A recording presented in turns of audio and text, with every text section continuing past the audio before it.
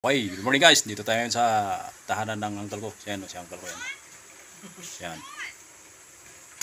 Oh, medyo may iniinda silang yung kalagayan nila. Ito guys, siya yung auntie ko. Yan.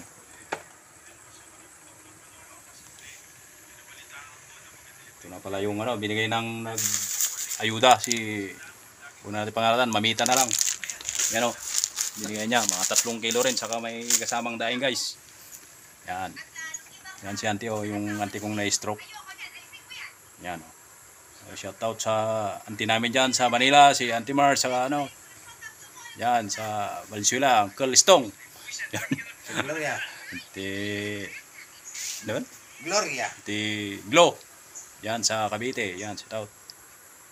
Yan, malaking bagay din na tulong na yan, nagbigay ng tulong sa kanila.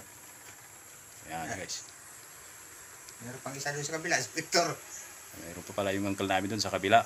So medyo malayo pa konti. Kaya dito muna tayo mag-focus guys. Okay. Hanggang sa muling update. Salamat sa nagbigay. Thank you.